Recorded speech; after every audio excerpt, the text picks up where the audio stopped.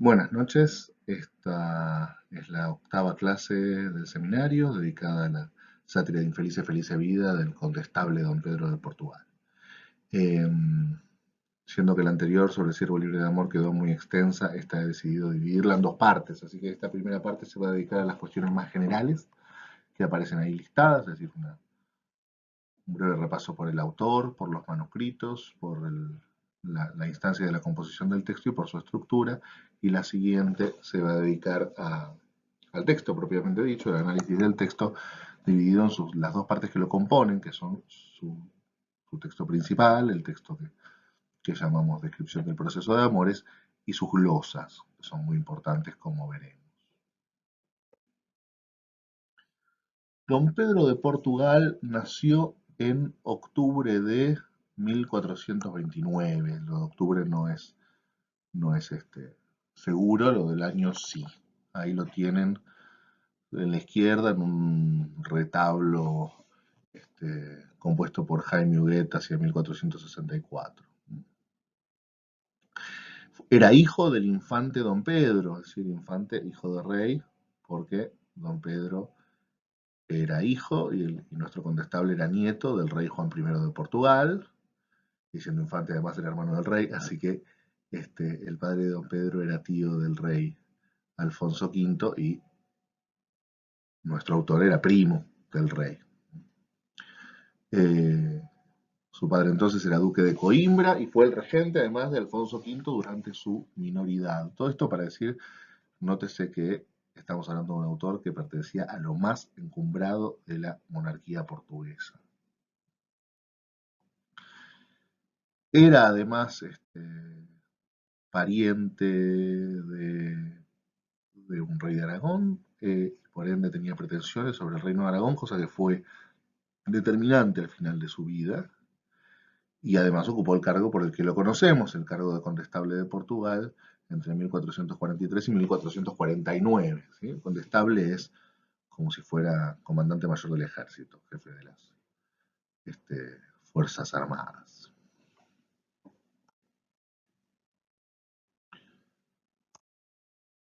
Bien. Dirigió la expedición militar a la batalla de Olmedo en mayo de 1445. Recuerdan que Leonardo habló de la batalla de Olmedo, que era una gran victoria de Álvaro de Luna sobre la nobleza. Don Pedro de Portugal dirigió a las tropas portuguesas para pelear a favor del rey y de Álvaro de Luna en esa batalla, que ocurrió en mayo de 1445 y que llegó tarde. Llegó cuando la batalla ya había sido ganada y llegó para los festejos. Gil la apodaban a don Pedro, ¿no? Y en esos festejos de la batalla de Olmedo se encontró con lo más encumbrado de la élite cultural castellana, ¿no? Estaba ahí el mismo Álvaro de Luna, estaba el Marqués de Santillana. De hecho, hay un texto muy famoso del Marqués de Santillana, un texto que se considera uno de los primeros grandes escritos de teoría literaria escritos en lengua vulgar en el periodo, cuyo destinatario es nuestro autor, es don Pedro de Portugal, ¿no? Marqués de Santillana hace una recolección de sus poemas que le envía a don Pedro y los prologa con un texto que se conoce como Proemio y Carta de 1449, y ese texto es sumamente importante, ¿no? Y el destinatario es nuestro autor. En 1449 asume la mayoría de edad Alfonso V de Portugal y eso significa una abrupta caída de don Pedro y de su padre, ¿no? Su padre pierde la regencia, automáticamente es enfrentado por el rey Alfonso V y quien lo derrota duramente y de hecho muere en la batalla de Alfarrobeira, ahí en 1449. En ese momento automáticamente pierde nuestro autor el título de condestable y debe exiliarse en Castilla. Va a recuperar parcialmente el favor de Alfonso V en 1453, cuando se le devuelvan algunos de sus títulos, y va a poder volver a Portugal en 1456. ¿No? Ahí va a volver a ocupar un lugar importante en la monarquía portuguesa hasta el año de 1464, actualmente el 21 de enero de 1464, que acepta la invitación de la nobleza catalana para reivindicar su derecho al Reino de Aragón. La nobleza catalana estaba en disputa con el Reino de Aragón y quería oponerle como candidato a la monarquía a nuestro Don Pedro. Esa aventura aragonesa tiene un final desastroso, sobre todo a partir de la derrota de Calaf el 28 de febrero de 1465, en donde todas las tropas de Don Pedro son destruidas y ya no hay ninguna esperanza de éxito. Parece ser que cayó en una depresión muy grande, y que probablemente incluso esa depresión la que haya llevado a su muerte, muy joven, el 29 de junio, de 1466. Se lo conoce por 4 obras, por 5 obras, ¿no? Tiene algunas poesías de cancionero que se conservan en diferentes cancioneros, como hemos visto. Tiene una producción epistolar importante y tiene 2 grandes obras, además de la que nos ocupa, además de la sátira, ¿no? Las coplas del menosprecio y contempto de las cosas hermosas del mundo, escrita entre 1455 y 57, y la tragedia de la insignia reina Doña Isabel, 1459. Esta Doña Isabel es la hermana de Don Pedro, reina de Portugal, mujer de Alfonso V, y es la dedicataria de la sátira. Bien, vamos ahora a la sátira. La sátira se conserva en 4 testimonios, 2 de ellos completos o casi completos y 2 de ellos parciales. El primero de esos testimonios se lo conoce como el manuscrito M de la Biblioteca Nacional de España, número 4023, y este es un códice datado de 1468. La copia parece ser de la mano de un importantísimo librero de la segunda mitad del XV, que se llama Cristófol Bosch, y esto se nota en buena medida en que se trata de un manuscrito muy, muy cuidado y en buena medida muy lujoso.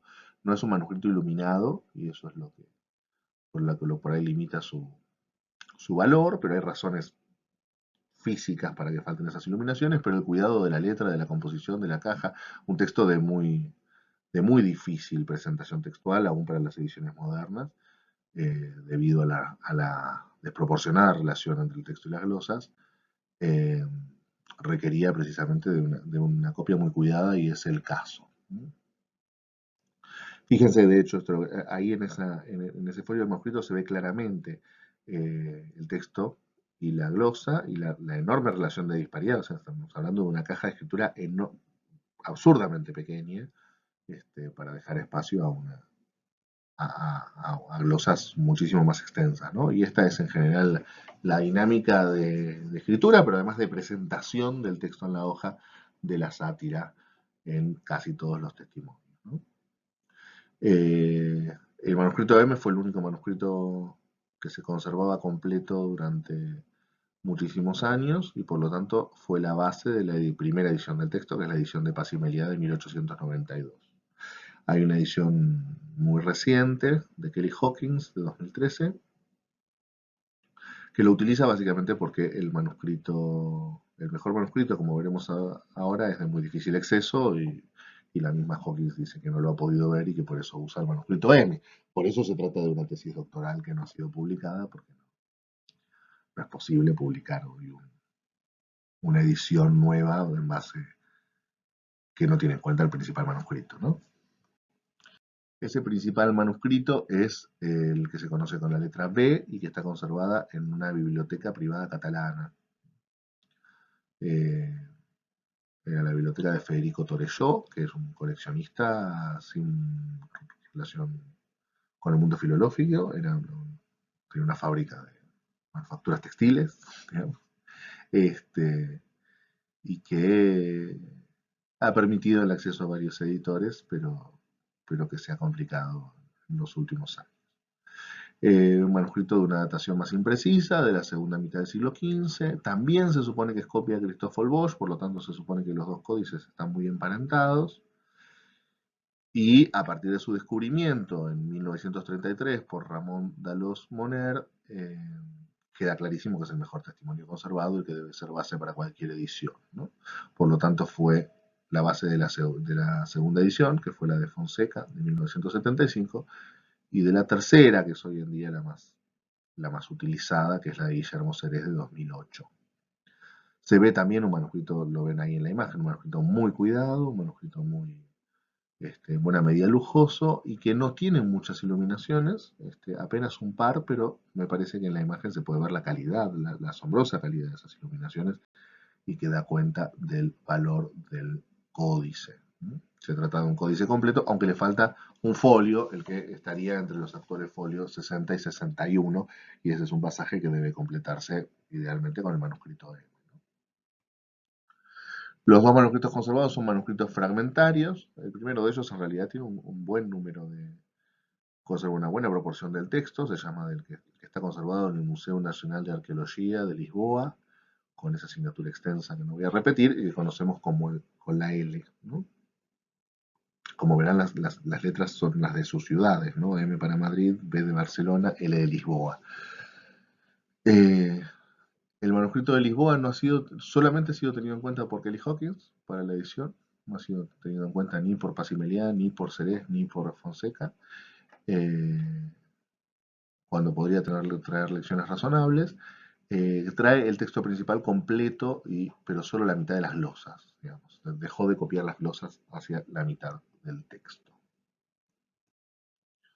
Y finalmente está el 19.158 de la Biblioteca Nacional de España, M', con una tinta muy muy clarita, por lo cual no sé si ustedes llegan a ver algo, y que en realidad es una copia enormemente fragmentaria, es una copia del siglo XIX de los versos finales que aparecen en el texto, que vamos a comentar, y de una sola de las glosas, la más extensa de todas, que es la dedicada a la reina Isabel, que no es la hermana y dedicataria de Don Pedro, sino un antepasado común a ambos, es la conocida como Santa Isabel de Portugal. Eh, Aún eso está incompleto. Aún eso no conserva la glosa completa y no conserva los versos completos, pero evidentemente por pérdida de folios, por pérdida mecánica de folios. Y lo que tiene es más o menos claro que es copia de M, del otro manuscrito de Madrid, y por lo tanto no es un testimonio que no aportaría lecciones nuevas, interesantes. Hay una lección que se suele adoptar por cuestiones de métrica en el poema, pero entendemos que es una buena enmienda y no una, y no que traiga una lección original, ¿no? Sino que efectivamente ha corregido el texto de la manera adecuada. Bien. La, el proceso de composición de la sátira es un proceso relativamente complejo y en buena medida eso está dicho en el propio texto, en su prólogo, y eso es lo que vamos a ver ahora, ¿no? Este, Citamos el texto para ver qué es lo que nos encontramos. Venido en estas partes, es decir, en Castilla, medía esta lengua, es decir, el castellano, más constreñido de la necesidad que de la voluntad.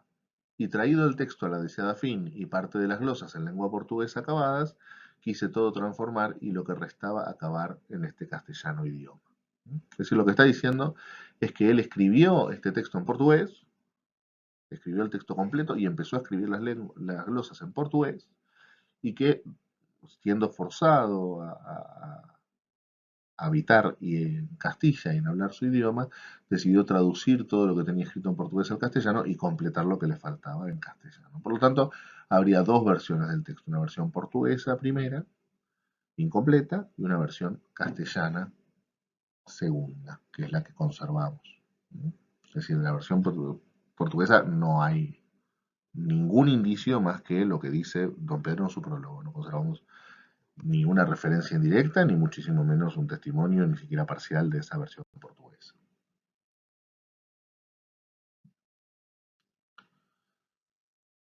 Vamos a datar ambas versiones para saber las fechas. La versión portuguesa tendría que ser posterior a 1443. ¿Por qué? ¿No? Hay una cuenta complicada, que es que en un momento del texto él dice que los hechos narrados ocurren al comienzo de la tercera edad, en el comienzo de la tercera edad de mis años. Y eso remite a una glosa, la glosa tercera edad de mis años, en donde eh, retoma la teoría acerca de las edades del hombre que encuentran las 10 cuestiones vulgares de El Tostado, de Alonso Fernández de Madrigal, ¿no? Eso lo veremos más en detalle en la segunda parte de la clase. Y entonces explica que que esa tercera edad ocupa una determinada cantidad de años y explica en la glosa que se dice en el comienzo es que es en el primer tercio de esa edad que tendría que ir entre los 14 años y los 18 y 8 meses. En ese periodo tendría que estar escrito el texto y resulta que el condestable cumplió 14 años en 1443 y por eso esa sería la datación post-quem, es decir, no puede ser el texto anterior a eso, ¿no? Eh, Hay un dato más en el texto que es que varias veces hace mención al hecho de que sus amores duran 5 años, llevan 5 años de duración. Y debemos entender que no está diciendo que empezó, empezó a estar enamorado de su dama a los 9 años, digamos, ¿no? Más bien suponemos que el enamoramiento ocurre en esta misma tercera edad. Así que más bien deberíamos pensar en 1448. Que además está el otro asunto, que es que efectivamente dice que empezó a escribirla y que no la terminó de escribir porque tuvo que exiliarse. Entonces debemos suponer que la escritura no es muy anterior a su exilio, el comienzo de la escritura, porque si no hubiera tenido tiempo de terminarlo. Entonces, en general deberíamos pensar justamente en una versión portuguesa escrita entre 1448 y 1449. El otro dato es la batalla de Olmedo. Dijimos, la sátira muestra una gigantesca influencia de cultura castellana, una muy importante influencia de la cultura castellana del mediados del siglo XV, y dijimos hace un rato que el condestable se encontró con los mayores representantes de esa cultura en la batalla de Olmedo, así que muy probablemente el origen de la sátira haya sido posterior, ¿no? En cualquier caso, lo que queda claro por lo que dice don Pedro es que el exilio de 1449 es la fecha bisagra, la que funge de frontera para la separación de las dos versiones. Es decir, la primera versión portuguesa tiene que ser necesariamente anterior a 1449 y la segunda versión castellana tiene que ser necesariamente posterior a esa fecha. Como dijimos, la sátira está dedicada a la reina Isabel, a la mujer de Alfonso V, está clarísimamente dedicada en vida y ella muere el 2 de diciembre de 1455. Entonces, sabemos a su vez que la versión castellana no puede ser posterior a 1455. Así que dijimos, la versión portuguesa entre 1443 y 1449, muy probablemente al final de esos años, y la versión castellana entre 1449 y 1455. Ahora bien, todo esto suponiendo que le creamos a don Pedro que hubo una versión portuguesa. Cosa que nadie ha puesto en duda, la crítica no ha puesto en duda hasta ahora, pero yo creo que hay muy fuertes razones para pensar que no deberíamos confiar en la declaración de don Pedro acerca de la existencia de una versión portuguesa de la sátira, ¿no? Eh, ¿Y por qué digo esto? Por muchas razones. Quizás sea buen momento para recordarles, esto yo sé que ya lo dijimos, lo dijo Leonardo al menos en algún momento, se trata del texto en que yo estoy trabajando de un tiempo a esta parte, que por lo tanto hay muchas observaciones que son, que están en proceso, digamos, ¿no? Que son objeto de observaciones que todavía no han sido del todo explorados, eso yo lo voy a aclarar en todos los casos, pero, pero hay cuestiones que surgen de investigaciones en curso, ¿no? Y justamente esas investigaciones en curso me hacen recolectar varias razones para dudar de la existencia de la versión portuguesa. La primera mayor cuestión de eso tiene que ver con las fuentes de la glosa, la primera razón para esto. Las fuentes de las glosas, como veremos más adelante, son mayoritariamente castellanas, entonces están escritas en lengua castellana. Entonces nosotros deberíamos pensar que don Pedro se encontró en una fuente castellana, la volcó al portugués y después la volvió a traducir al castellano para la versión que conocemos. Y aún así se hubiera mantenido muy fiel, porque don Pedro es muy cercana a las versiones castellanas de los textos que cita que conocemos, y esto realmente parece muy improbable.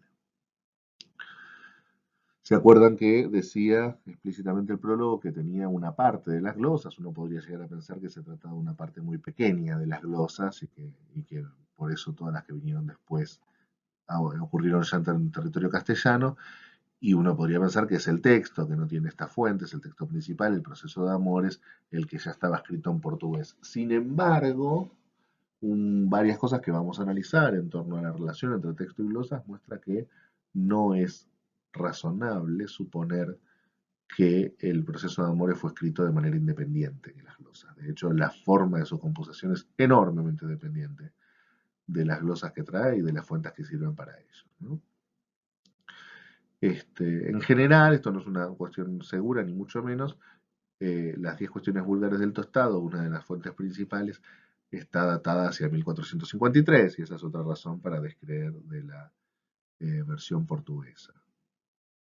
¿Por qué mentiría? Bueno, probablemente haya algún inconveniente en ser una persona importante de la familia real y haber sido una persona importante del gobierno portugués y decidir escribir en una lengua que es distinta a la de la propia patria, digamos. Probablemente eso pueda recibir una serie de objeciones, pueda poner en duda los compromisos de don Pedro con su terruño, y una pequeña mentira puede salvarnos de esas acusaciones diciendo, no, no, yo lo escribí en portugués, ahora esto está en castellano porque me obligaron, ¿no? Y es probable que esa sea la razón por la que esa historia, probablemente falsa, aparezca en el prólogo.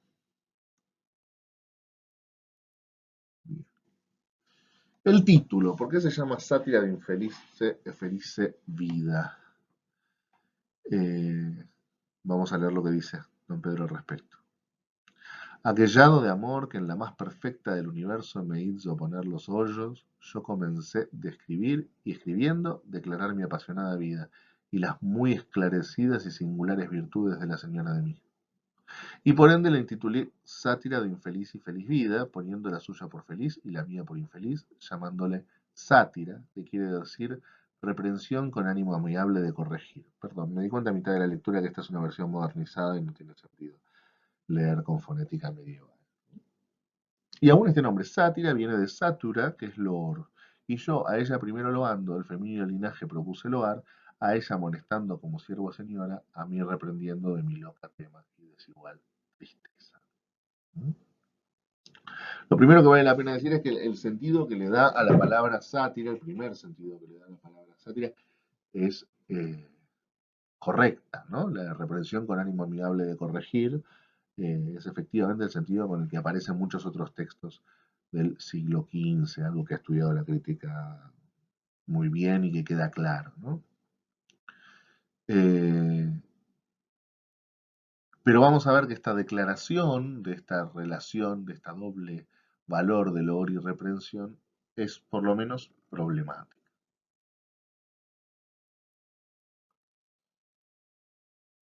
La primera pregunta es, lo primero que dice es la relación entre la infeliz vida y la feliz vida de la dama, ¿no? Es decir, este contraste, este juego de contrastes que ya aparecía en el Ciervo Libre de Amor, ¿no? La idea de la sátira de infelice, felice vida, la contradicción planteada desde el título, es una contradicción que pone en tensión la vida de la dama y la vida del enamorado, ¿no?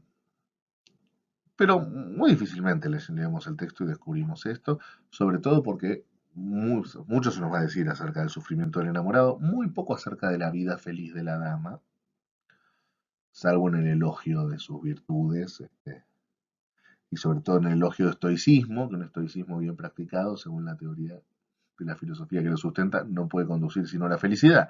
Pero en realidad si algo caracteriza a la obra de Don Pedro es que quizás sea el ejemplo más crudo de toda la ficción sentimental de una dama que es absolutamente prescindible. No sabemos su nombre, no sabemos absolutamente nada de ella, no tenemos ningún dato, jamás actúa, jamás responde, jamás hace nada, y lo único que tenemos de ella es una descripción hecha alegóricamente por las virtudes, que en realidad es una descripción superlativa, que en términos de representación de un sujeto es absolutamente hueca, ¿no? Así que difícilmente podemos hablar de un texto que nos está presentando a un enamorado infeliz frente a una dama feliz. al punto de justificar que esa contradicción sea el elemento que estructura el título, ¿no?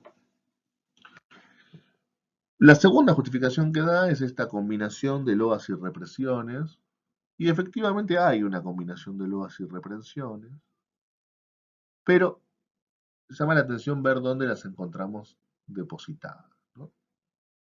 Lo que dice él es que loa a su dama y en función de eso va a loar a todas las mujeres, ¿no? Esto por el lado de las loas. Y esto efectivamente ocurre. Hay una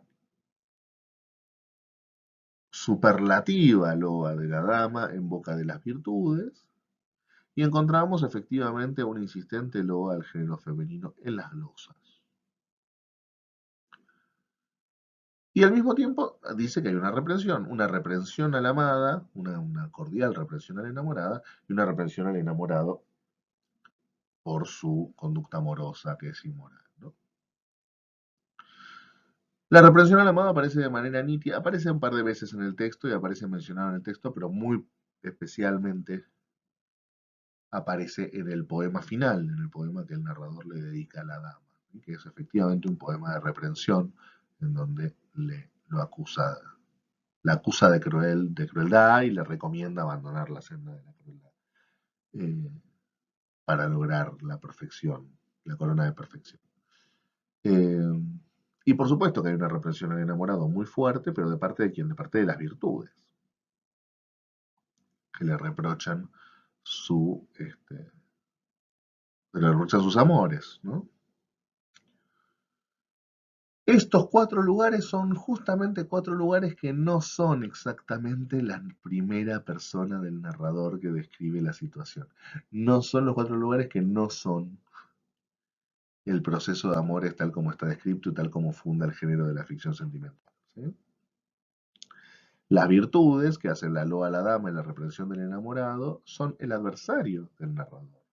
Son aquellas a quien el narrador se opone y a quienes, como veremos de hecho, deben retirarse derrotadas. Las glosas sí están en boca del narrador, pero de un narrador que está en otra actitud, que implica una cierta contradicción con la narración principal y que además están, por supuesto, relegadas al margen, a un lugar secundario, por lo menos en términos de la jerarquía abstracta de la composición del texto.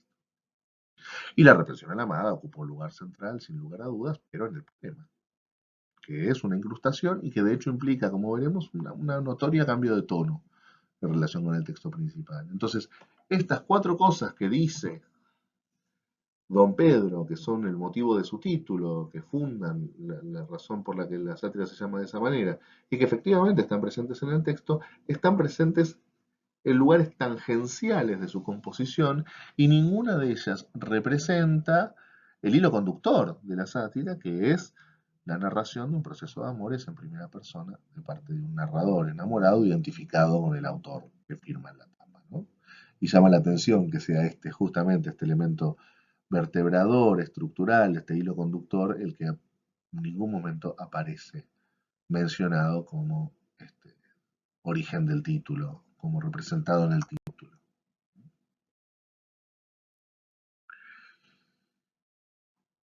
Como dije en la clase general que pasaba normalmente con la ficción sentimental, lo que ocurre en la sátira es que los capítulos en los cuales está dividido el texto, ya en los manuscritos, en realidad más que partes estructurales, implican cambios de voz narrativa, ¿sí? O cambios de forma discursiva. Es eso lo que indica cambio de título, más que un cambio de una situación a otra. A la hora de hacer la partita, es decir, de pensar en una estructura del texto, de dividir efectivamente partes efectivas en donde el texto se mueve en direcciones distintas, en general la crítica acuerda y es bastante evidente que se trata de un texto compuesto por un prólogo y tres partes, ¿no?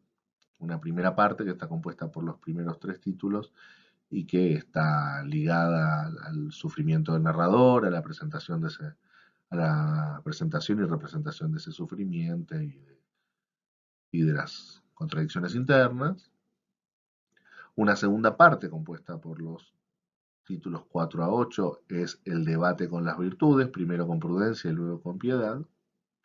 Y una tercera parte es la conclusión, que está presidida por el poema extenso y por el final abierto, ¿no? Estas serían las partes que en principio componen la sátira.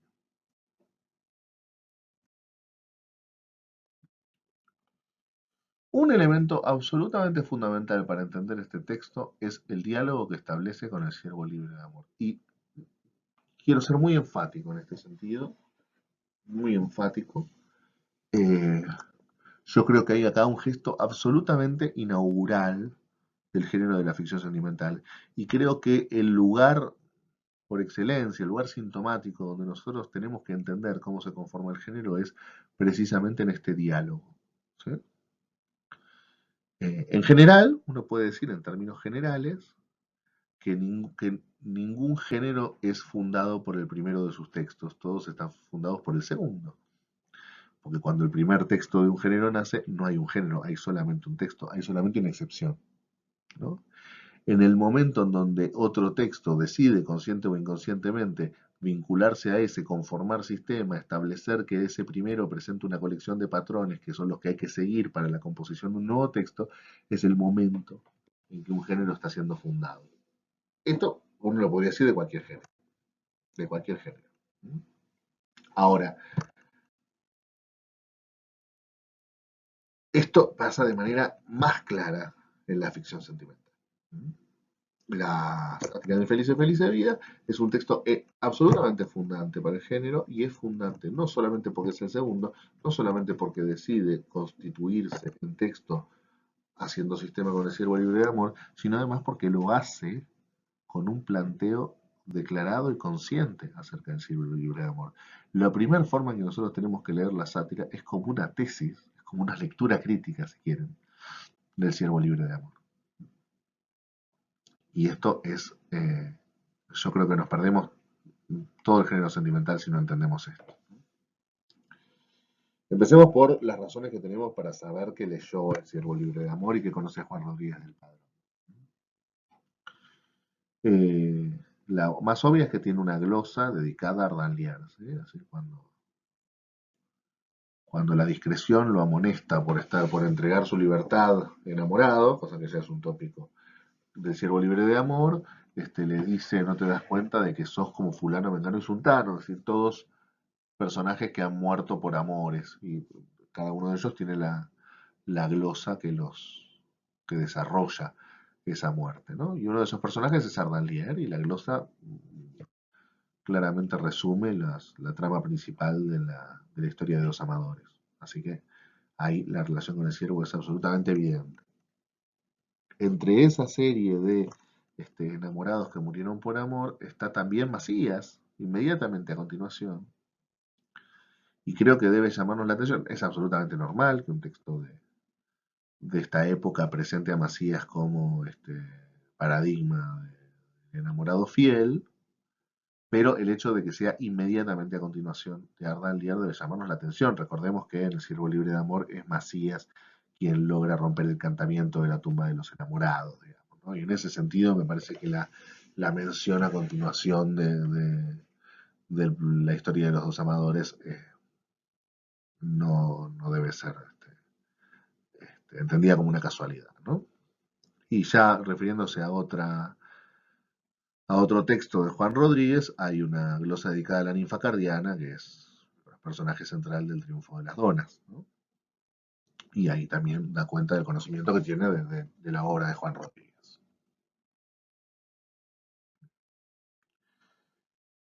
Esto es un cotejo de la relación existente en la estructura de los dos textos, ¿sí? Como verán, ustedes tienen una sucesión de elementos que es bastante similar, ¿no? Es decir, los dos textos comienzan con una epístola y una epístola a un personaje querido y admirado. Por supuesto, los dos pasan por un sufrimiento amoroso, eso se da por descontado, pero además los dos arrancan con un debate con discreción, con una descripción personificada, y después pasan a una instancia alegórica, ¿no? Los dos tienen como parte fundamental, sobre todo en el vínculo con la dama, el hecho de acusarla de crueldad, según la tradición que hemos visto fundada por, o mejor representada por la bella dama despiadada. y los dos recurren a una serie de, o a la posibilidad por extenso de narraciones ejemplares en apoyo, digamos, ¿no? De narraciones que estaban, no quiero decir ejemplares en un sentido muy estricto, sino ejemplares en el sentido de son narraciones acerca de otros personajes cuya relación con los protagonistas está basada sobre la analogía, ¿no? En el caso de Siervo Libre de Amor lo vimos en la historia de dos amadores y en el caso de la sátira son las numerosísimas glosas narrativas que aparecen en el texto, ¿no? Los dos textos presentan poemas extensos, medianamente a manera de cierre, y los dos textos presentan un debate con las virtudes, ¿sí? En realidad, las siete virtudes aparecen al final del Siervo Libre de Amor y lo que aparece ahí no es un debate, sino un recuento por parte del narrador de su historia a Sindéresis, que ya dijimos que era una virtud identificable con Prudencia.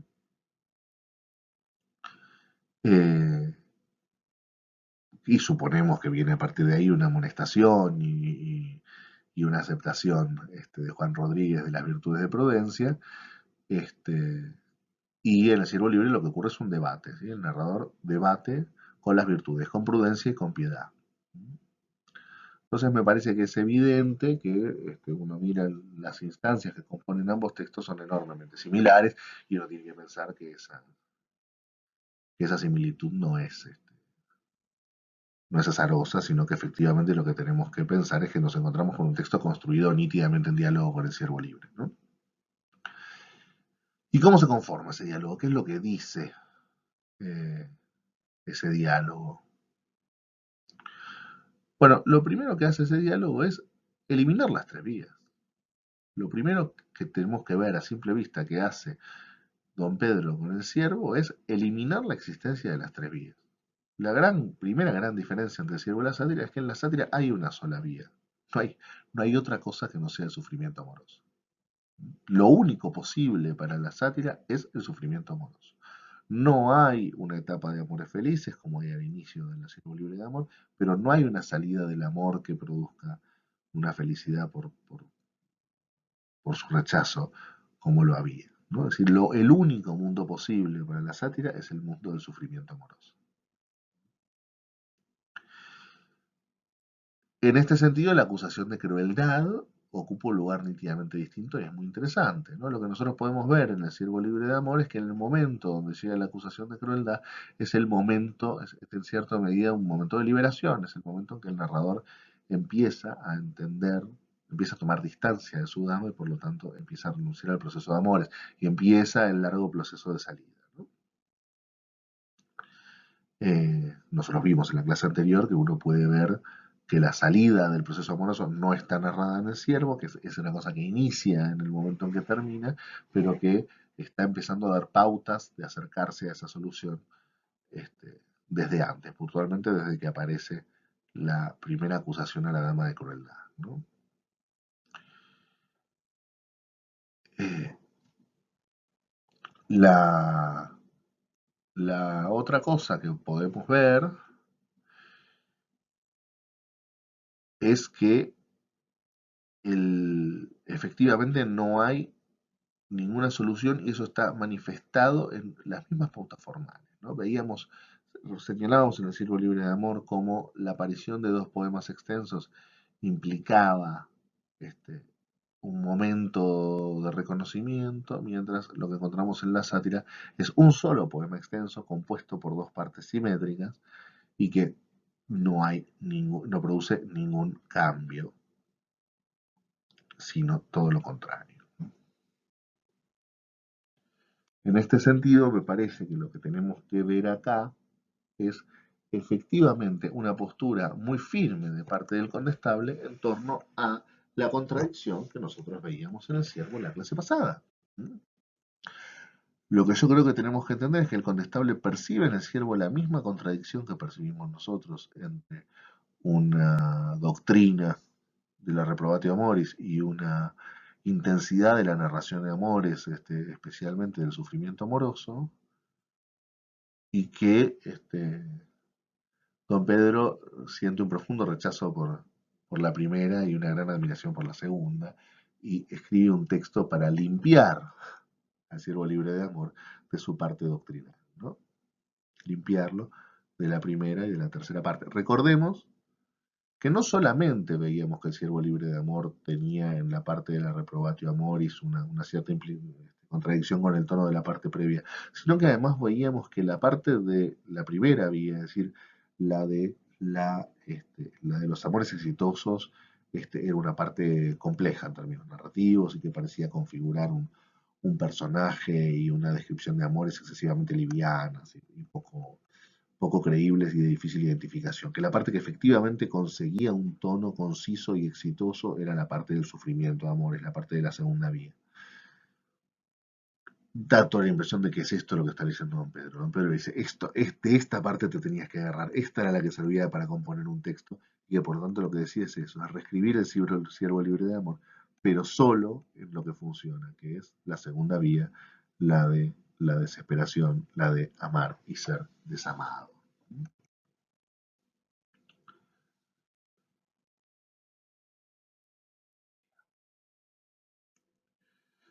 Quisiera un poco, sobre todo para facilitar la lectura, buena parte de esto que estoy diciendo lo pueden encontrar en la introducción a mi edición del texto que está en el campus, pero me parece que puede ser de ayuda para que les sea más amable el texto.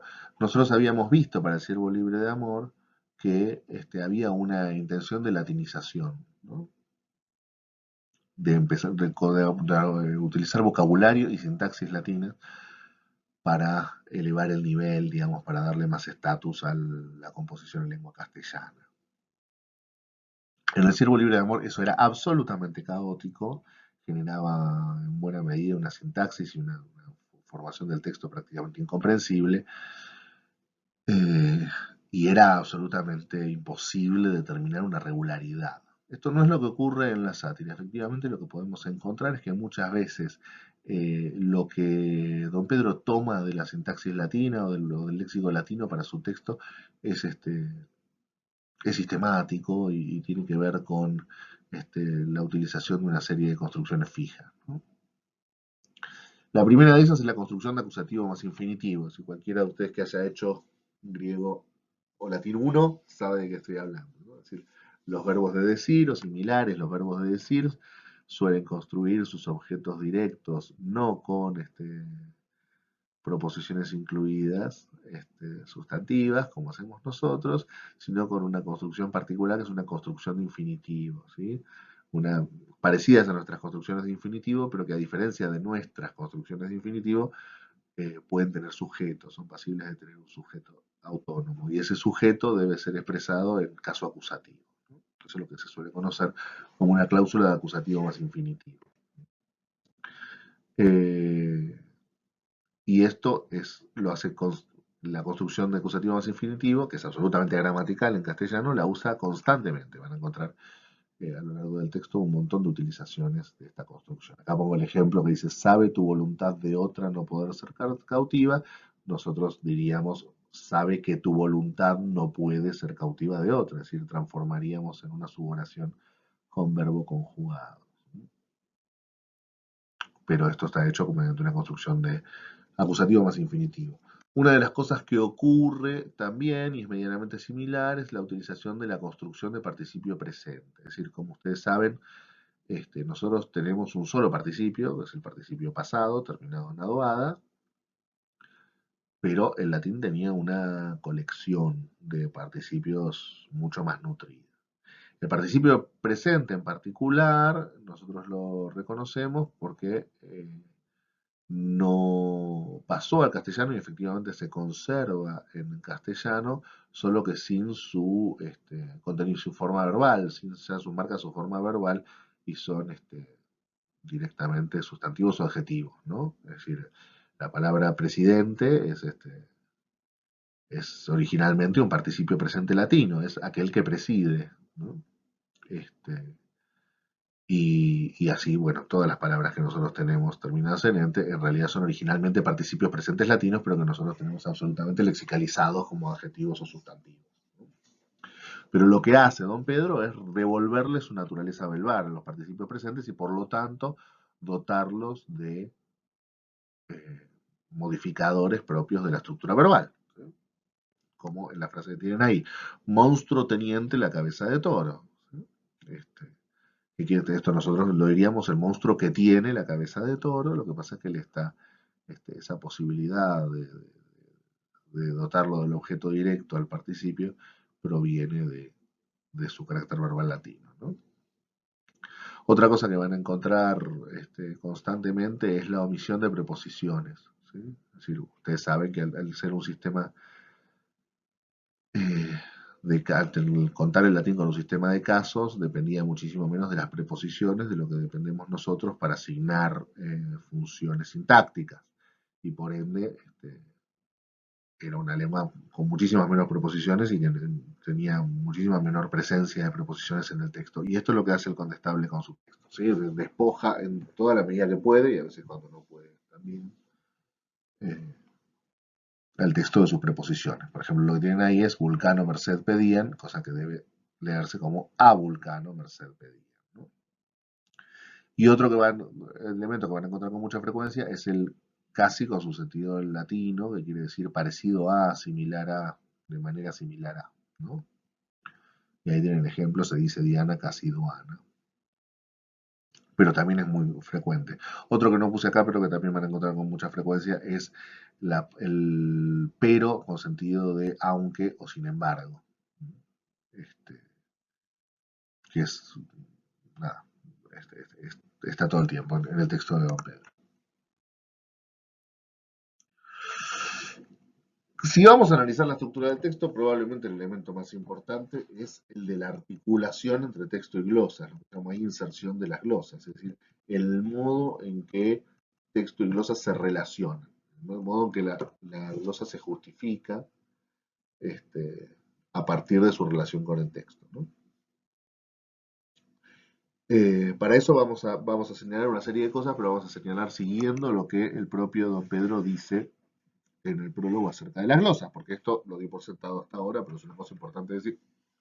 Se trata de glosas de autor y glosas de autor que forman parte del proyecto inicial del texto. Es decir, no son glosas como muchas veces encontramos en la Edad Media, escritas por un comentador posterior, ni tampoco son glosas que don Pedro escribió 3 años después porque descubrió que su texto necesitaba aclaraciones, sino que él concibió desde el principio un texto glosado, ¿no? Dice don Pedro en su prólogo, entonces. Hice glosas al texto, aunque no sea acostumbrado por los antiguos autores glosar sus obras. Y ahí ya tenemos un elemento llamativo e interesante, ¿no? Que es, ¿por qué esa referencia a los clásicos? ¿No? Es decir, hice glosas al texto, aunque no sea acostumbrado por los antiguos autores glosar sus obras. Eso daría por sentado que uno tiene que hacer lo que hacían los antiguos autores, ¿no? ¿Y por qué da por sentado esto? De hecho, es llamativo que diga esto porque sí es acostumbrado por los presentes autores, por los autores castellanos del siglo XV, glosar sus obras. Hay una cantidad de textos del siglo XV con glosas de autor, probablemente que muchas veces se ha tomado como una fuente importante de la sátira es la coronación de Juan de Mena, pero también ustedes tienen en el programa el texto de Diego de Valera, la defensa de las virtuosas mujeres. Esto está íntimamente ligado con un proceso que vamos a ver para las glosas muy interesante, que es el de esconder las fuentes. Lo que vamos a encontrar es a don Pedro permanentemente escondiendo sus fuentes. Lo que presenta acá don Pedro en esta primera alusión a sus glosas es una idea de que sus glosas provienen del universo latino. Y efectivamente lo que nosotros vamos a encontrar es que don Pedro se la pasa citando autores latinos, se la pasa haciendo referencia a autores latinos. Pero esos autores latinos a los que hace referencia no son las fuentes de la sátira. En su inmensa mayoría no son las fuentes de la sátira. Las fuentes de la sátira, de las glosas de la sátira, son textos castellanos del siglo XV. Entonces, lo que está empezando a ocurrir acá es el disfraz que hace don Pedro de tomar toda la tradición de su época, pero suponer que se trata a la manera humanista, a la manera de la filología humanista, de un texto diferente, porque lo que hace, y no es cierto, es rescatar a los clásicos, ¿no? Sigue diciendo, mas yo, movido casi por necesidad, lo propuse hacer considerando que sin ello mi obra parecería desnuda y sola, ¿no? Y por supuesto lo que está diciendo don Pedro acá es que las glosas son necesarias por cuestiones que tienen que ver con la claridad del texto, pero me llama la atención, si se quiere, como síntoma inconsciente, el modo en que esta frase pareciera remitir efectivamente a un problema ya mucho más sintomático de la sátira y de toda la ficción sentimental, que es el problema de la narratividad. Lo que efectivamente, no es de lo que está hablando don Pedro, pero lo que efectivamente ocurre es que los textos de la ficción sentimental normalmente parecen desnudos y solos, dan constantemente la impresión de que les falta algo, de que hay algo que está incompleto, de que hay algo que no pueden completar, y eso que les falta es narratividad, es la presencia de la dimensión temporal, verbal de los sucesos de la narrativa. Esa dimensión narrativa que al Ciervo Libre de Amor se lo aportaba la historia de dos amadores, que en Juan de Flores, el Dios de San Pedro, veremos ya, aparecerá efectivamente por la presentación de unos amores que están insertados en una trama narrativa y que ya no son meramente una descripción de un estado psíquico. Y una narratividad que en la sátira está precisamente aportada por las glosas. Son las glosas, el lugar de la sátira, donde nosotros vamos a encontrar la presencia de una narrativa, la presencia de la narración de ciertas acciones, la presentación de una serie de sucesos que son las que en el texto principal faltan y pueden hacer sentir la obra desnuda y sola.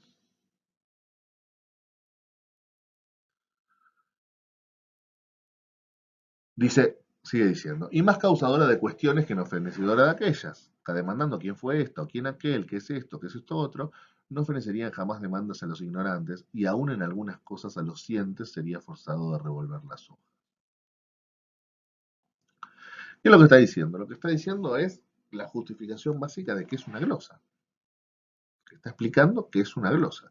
Una glosa es una aclaración de un pasaje oscuro del texto. Nosotros tenemos un texto, en ese texto de golpe aparece un concepto que al lector le puede resultar desconocido, entonces se coloca una glosa para glosar el texto, para que para aportarle claridad. Eso implicaría un orden natural de las cosas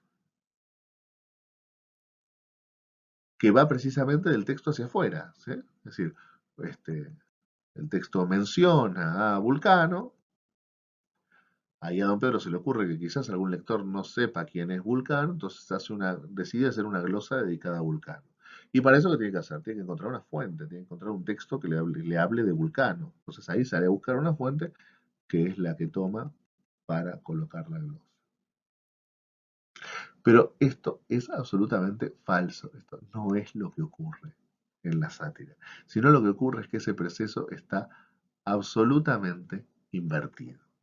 Ese proceso que podríamos llamar proceso de la necesidad, es decir, el texto genera la necesidad de una glosa, la glosa genera la necesidad de una fuente, y esas necesidades tratan de satisfacerse, es un proceso que en la sátira está completamente invertida. ¿Sí? Lo que encontramos es un autor que tiene una fuente que quiere utilizar. Y para utilizar esa fuente decide incorporar una glosa. Y porque decide incorporar una glosa es que decide componer el texto de tal manera que mencione una parte de la glosa y justifique la glosa. ¿Sí? Es decir, el orden por el que las cosas se justifican en la sátira es exactamente el inverso. Primero, don Pedro consigue sus fuentes, a partir de sus fuentes compone sus glosas y a partir de sus glosas compone las menciones del texto que van a remitir a ellas. ¿Sí? Vamos a poner dos ejemplos que me parece que exponen cuestiones muy claras en este sentido, ¿no? Uno de ellos es el que mencionábamos hace un rato, cuando hablábamos de la datación, que es este momento donde don Pedro habla de en el comienzo de la tercera edad de mis años. ¿Sí? La idea de que uno tiene entre 14 años y 18 años y 8 meses y que esa edad es el comienzo de la tercera edad de la vida del hombre, no es un modo razonable de datar en la propia vida un suceso para ningún sujeto sin importar su nivel de cultura. ¿Sí? No es que esa es una forma culta de decir los años este, y, este, y eso requiere ser explicado. Eso no es una forma razonable. La mera división que conduce a los 18 años y 8 meses muestra que no es una forma de división razonable. Lo que está ocurriendo ahí es que una de las fuentes principales de Don Pedro son las 10 cuestiones vulgares de Alonso Fernández de Madrigal. Y una de las 10 cuestiones vulgares, la número 6, si no recuerdo mal, está dedicada a las edades del hombre y describe largamente las edades del hombre.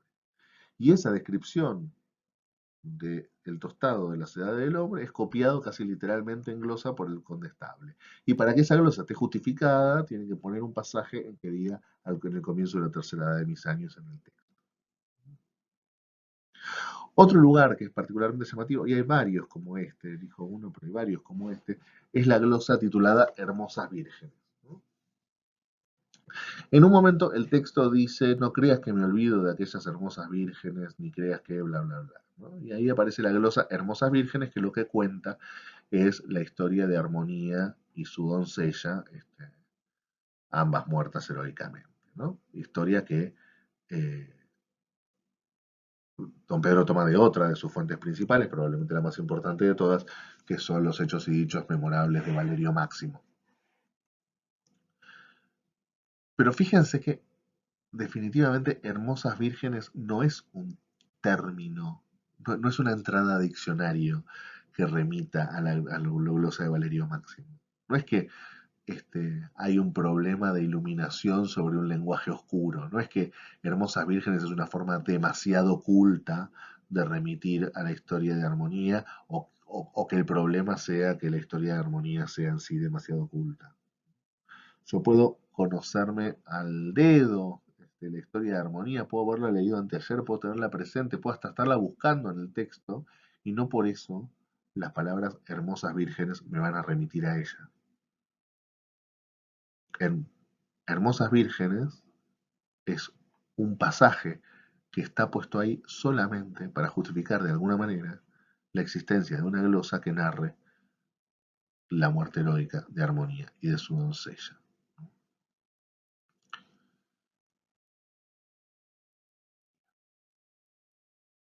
Sigue diciendo don Pedro.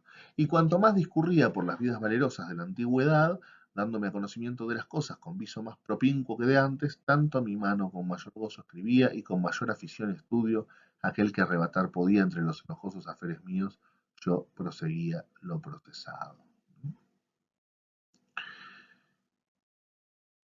Y otro elemento que nosotros vamos a ver, que es un problema central de la inserción de las glosas, tiene que ver justamente con la contradicción existente entre el texto y la glosa, con una relación no natural entre texto y glosas. ¿No? Y esa contradicción se da claramente a tres niveles. Los tres niveles más o menos motivados de la misma manera, pero es una contradicción que se da efectivamente en tres niveles. El primer nivel, justamente, y es el que mejor aparece representado en esta cita, es el nivel de la configuración del yo narrativo. ¿No? Lo que describe este pasaje que estamos viendo es a un narrador que goza de la lectura y que escribe contento por lo que está escribiendo. Las glosas son una práctica erudita que da placer, que hace a don Pedro, recordemos que todas las primeras personas de este texto se supone, la ficción nos obliga a remitirla a la figura autoral, al mismo don Pedro. ¿Eh? Lo que está describiéndonos este pasaje es la escritura de la glosa como un momento de felicidad, como un momento de gozo, como un momento de placer. ¿Mm? ¿Y qué es lo que nos va a contar la sátira apenas termine este prólogo? Un personaje que sufre y no puede salir del sufrimiento y muestra cómo no existe salida del sufrimiento hasta que termina al borde del suicidio. ¿Cómo se reconcilian esas dos cosas? ¿Cómo hago yo para imaginarme a ese sujeto que se siente tan abandonado, que no puede sufrir el dolor, que no pasa de la desesperación, que dice que sufre más que todas las víctimas de la crueldad juntas de la historia con alguien contento leyendo Valerio Máximo y escribiendo glosas. ¿Cómo reconcilio esos dos sujetos que se supone son el mismo? Que hablan ambos en primera persona, porque las glosas efectivamente, algunas de ellas incluyen una primera persona, y que esa persona en ambos casos se me está indicando que la identifique con Don Pedro. ¿Cómo hago entonces para reconciliar esos dos sujetos? ¿No? En segundo lugar, vamos a encontrar una contradicción ideológica, es decir, vamos a ver que en las glosas aparece representada una moral que es contradictoria con la del texto. ¿Sí? El, el ejemplo quizás más nítido es la glosia dedicada a los epicúreos y a los estoicos. ¿No? En un momento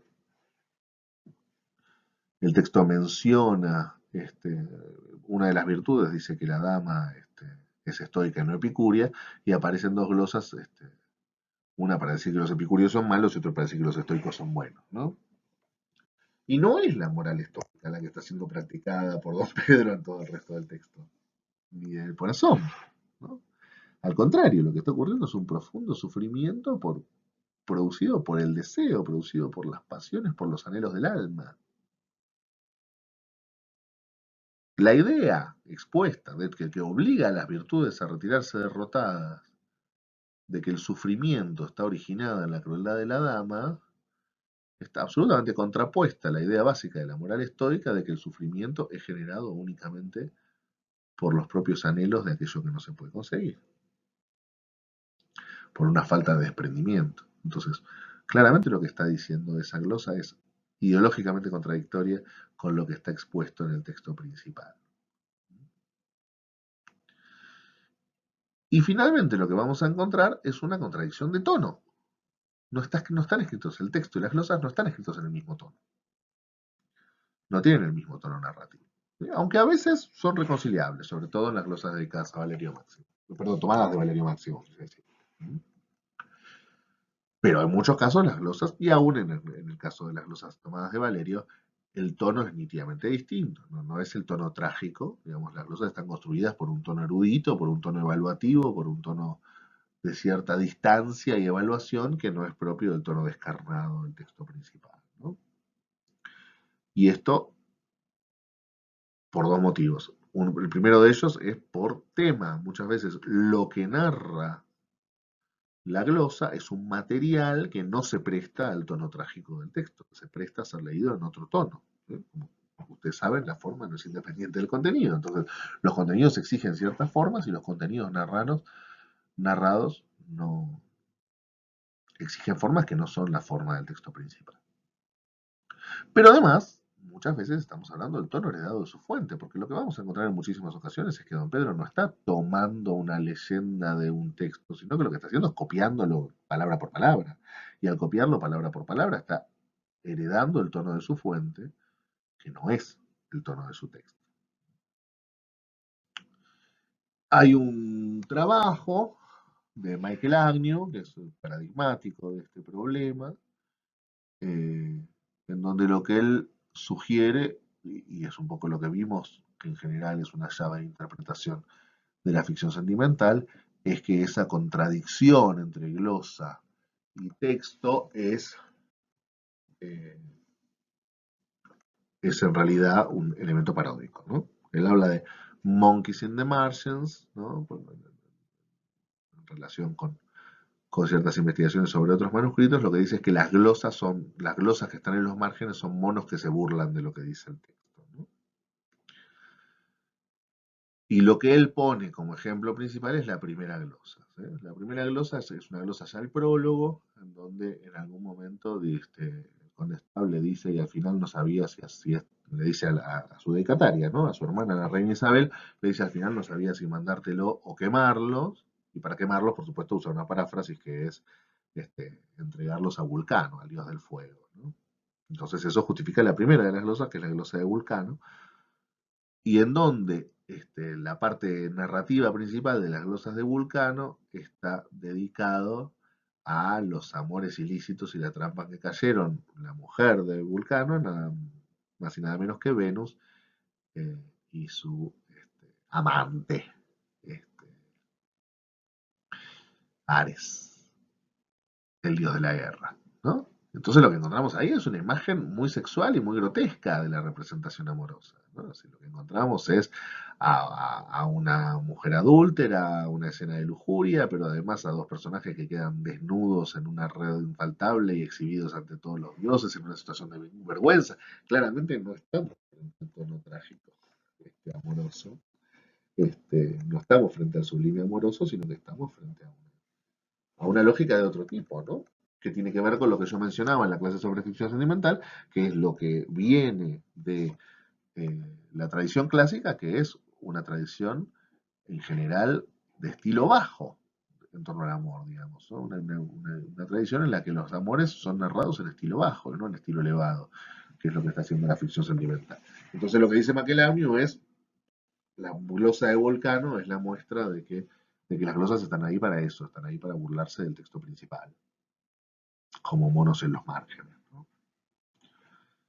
Lo que ignora Michelangelo es que después aparecen 32 glosas de mujeres heroicas y de enamorados trágicos y de un montón de cosas que entran mucho mejor en consonancia y que esa imagen hipersexualizada y cómica del amor no va a aparecer en ninguna otra glosa que no sea la de Vulcano.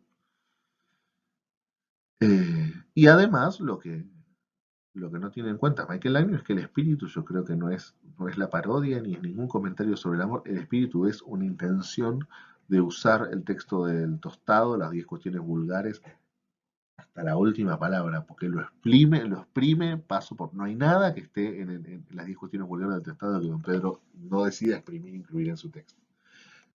Y eso es probablemente el impulso inicial y lo que para nosotros sea más desafiante entender. ¿Qué voy a proponer? Lo mismo que propuse para el Ciervo Libre, lo mismo que propuse en general para la ficción sentimental. Estas contradicciones no deben entenderse en términos de parodia, sino que deben entenderse sobre la base de una crisis de legitimación. Al igual que Juan Rodríguez del Padrón, don Pedro se encuentra con que escribir de amores de esta manera no está socialmente justificado, que su texto principal, digamos al texto que está en el medio, no tiene lugar para existir por sí mismo en la escena literaria castellana de mediados del siglo XV. Y entonces que hay que dotarlo de algo que le permita existir. Hay que dotarlo de algo que le dé legitimidad para justificar su existencia. El Ciervo Libre de Amor introducía la reprobatio amoris. La sátira se corre un poquito, introduce un elemento un poco menos contradictorio, que es la erudición humanista, ¿sí? La sátira es un texto que defiende su existencia a partir de su erudición, una erudición fingida en muchos casos, y una erudición que no es necesariamente contradictorio con lo que el texto principal narra, pero que además se puede permitir enviar ese elemento de legitimación a los márgenes. Se puede permitir mantener de alguna manera en el centro del texto un texto amoroso, puro y limpio, no contaminado por nada, porque todo eso que funge de elemento de legitimación externa y ajena puede agregarse hacia afuera, en los márgenes. Bien. Y termina diciendo, recibí de esta mi Argos, llama su propia obra Argos, ¿no? ¿Y por qué la llama Argos? Bueno, por el mito de Argos, que vamos a decir, cuenta extensamente, pero vamos a decir rápidamente, que era este, un personaje que tenía 100 ojos, ¿sí?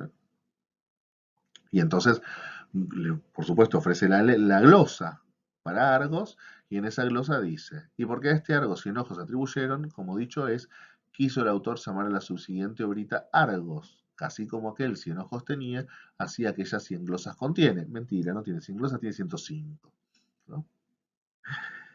Eh, Ese número, el número de 100, da cuenta de que la analogía entre Argos y su glosas, que la idea de cerrar en un número simbólico es más importante que la mera necesidad, ¿sí? A la pregunta de cuántas glosas tiene este texto, la respuesta no es las que hagan falta, sino que la respuesta es un número perfecto, el número 100, que no solamente es perfecto en su redondez, sino en su capacidad de remitir a Argos. ¿Por qué el desajuste entre la 100 y 105? Hay muchísimas hipótesis.